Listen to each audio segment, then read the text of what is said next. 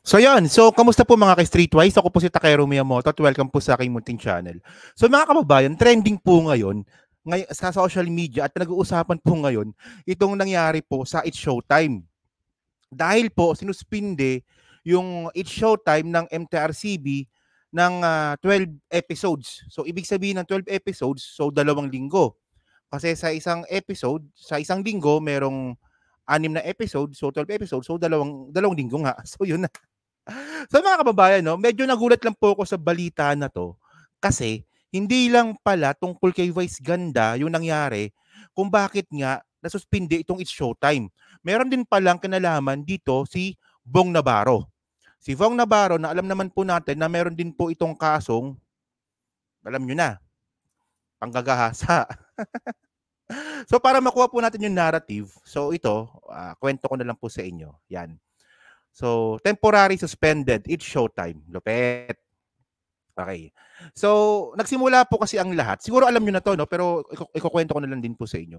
So, nagsimula po kasi itong pagsuspindi nga po sa It's Showtime dahil po sa ginawa nga ni Ayon Perez at saka ni Vice Ganda doon po sa segment ng It's Showtime na Isip Bata.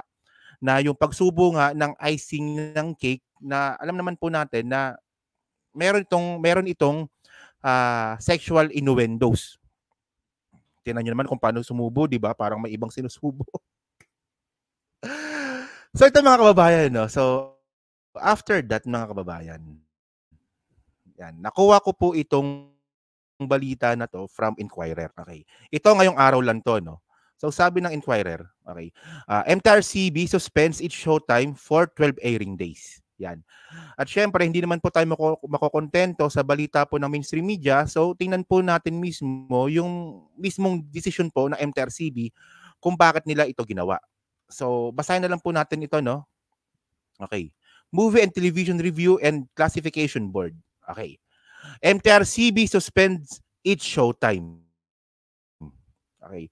The Movie and Television Review and Classification Board issued today, September 4, 2023, its decision to suspend the live noontime show, It's Showtime, for 12 airing days. Okay. Viewers have logged multiple complaints before the MTRCB concerning the show's July 25, 2023 episode wherein the program host allegedly acted in an indecent manner during one of its segment, Isip Bata. The said case was referred to the MTRCB hearing and adjudication committee which heard the case and required the respondent to submit their position letters following a procedural process. So, nilinaw din naman po kasi dito ng MTRCB na dumaan po talaga sa due process kasi pinagbigyan nila ng pagkakataon yung management po ng It's Showtime na magsalita at sumagot dun nga sa nangyari, especially nga sa Isip Bata. So, ang nangyari dito, okay, ito malupit dito okay, it's not the first time that a preventive suspension was ordered imposed on It's Showtime in 2010.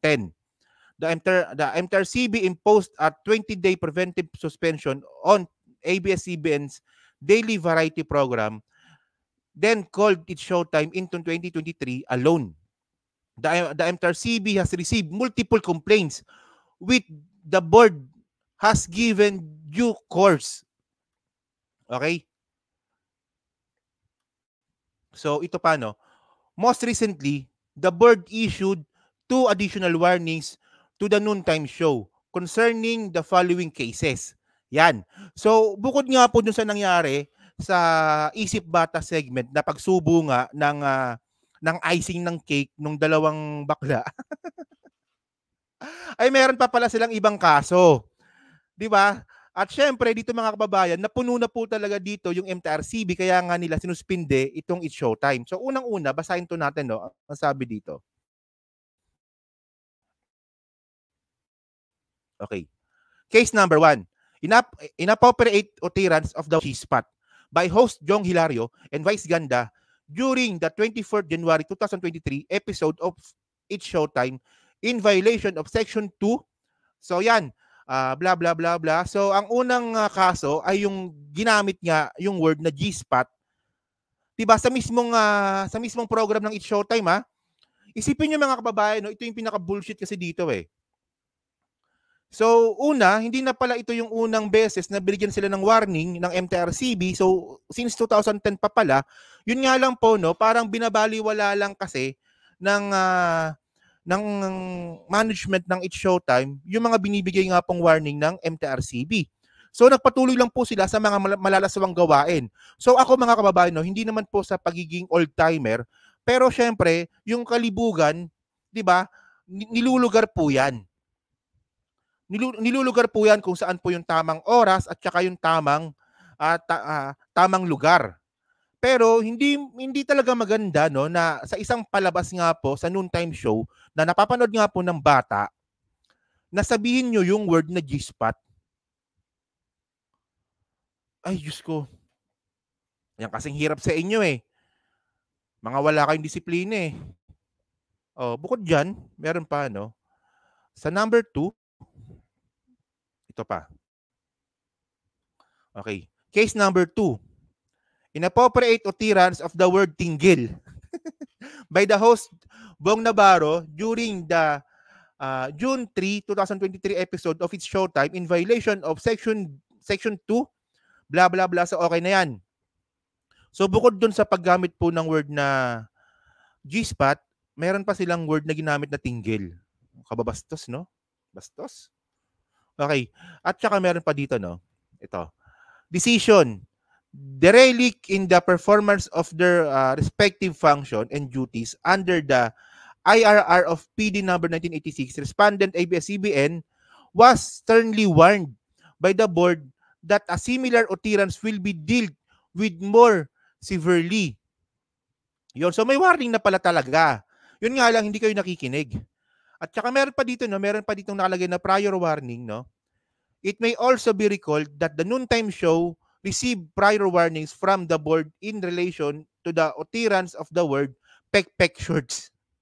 In January 9, 2023 episode of the show and the indecent attire and performance of Kim Dueñas in the Girl on Fire segment aired on February 14, 2023. Both cases, the respondents were admonished that similar violation shall be dealt with more severely. Yun, so madami na pala, no? And then, bukod nga dyan mga kababayan, may mga dismissed cases na rin po pala yung It's Showtime. So, sabi din dito, okay, apart from the MTRCB has received multiple complaints regarding to the noontime show, which the board dismissed in the spirit of fairness and equity, such as, number 1, complaints regarding the Rampanalo segment money game where the hosts were paired together to catch play money using their lips. Yon, so hindi rin pala nagustuhan ng MTRCB yung ginawa po na yun. Yung pera ilalaglag tapos sasaluin ng dalawa ng labi. Pero dito mga kababayan, pinagbigyan lang po yung It's Showtime dito. And then, complaints regarding that allegedly segment macho dancing in one of the show segments. Yan. So, may macho dancing pa. And then, complaints regarding the wardrobe malfunction or lips of one of the performers, to which MTRCB issued memorandum urging stakeholders to exercise prudence in securing their talents clothing during performances. So, itong lip slip kasi mga kababayan, ito talaga, aksidente to. So, medyo justifiable naman kung bakit pinagbigyan ng MTRCB yung lip slip. Kasi, aksidente yan eh. Kung aksidente yan, so, okay lang, di ba? So, yun nga po yun. And then, meron pa dito. And then, complaints of alleged inappropriate wearing of the Barong Tagalog of one of their hosts, the name of few. Yan. So itong punto dito mga kababayan, no? So ito po talagang hirap sa mga taong binabaliwala po yung authority. So isipin niyo mga kababayan, no? So hindi lang pala tungkol dito sa ginawa nga po ni Vice Ganda at saka ni Ayon Perez yung pagsuspinde ng It's Showtime, marami pa pala. So yung word nga po na G-spot na sinabi nga ni Jong Hilario at saka yung word na tinggil na sinabi naman ni Bong Navarro na syempre unappropriate nito. 'Di ba kita niyo 'di ba? Kaya ako 'di ba ang layo po talaga no, ang layo talaga no. Ito lang no, hindi sa pagiging bias no. Ang layo po talaga ng quality ng palabas ng It's Showtime kung kukumpara natin ito sa Itbulaga. Well, yung Itbulaga minsan nakakaroon din naman sila ng warnings from warnings from MTRCB, pero syempre nakikita naman po natin yung quality ng palabas po na Itbulaga. At syempre 'di ba yung pinaka-recent lang po talaga yung ginawa nga ni Wally Bayola na nagmura. Pero ang pagkakaiba lang po kasi mga kababayan, yung It's Showtime po kasi hindi sila marunong tumanggap ng pagkakamali. Hindi katulad nga po ng Itbulaga kapag mayroong pagkakamali na ginagawa sila, kinabukasan nag-apologize sila. So dito nga mga kababayan, no, syempre ang lalabas dito, no, kung hindi nag-apologize itong mga host ng It's Showtime tulad nga po nila Jong Hilario, nila Bong Navarro at saka ni Vice Ganda, ang ibig sabihin nun, hindi nila recognize yung pagkakamali nila. So dapat lang po talaga sila na isuspinde. Mas maganda nga wag nang isuspinde ng 2 linggo eh. Mas maganda pa nga siguro kung 2 buwan, 2 taon or forever na talaga. Pero syempre meron tayong jurisdiction dito, no. Meron tayong proseso.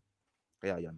So kayo mga kababayan, no, so ano po masasabi niyo nga po dito sa nangyari nga po sa It's Showtime? Deserve ba talaga nila 'to na masuspindi sila? Pero para sa akin deserve na talaga nila 'to, no, kasi babastos eh. Ulitin ko lang, no, hindi sa pagiging old-timer, no. Meron tayong kalibugan sa katawan kasi nga parte ito ng pagiging tao. 'Di ba? Pero syempre dapat nilulugar po natin ito kung saan dapat gawin. 'Yan lang po 'yun. So kayo po mga kababayan, so ano pong masasabi niyo nga po dito? So pa-comment lang po sa baba at binabasa ko pong lahat 'yan. So hanggang sa muli po, maraming salamat po sa inyong lahat. Ako po si Takeo Romeo. Bye-bye.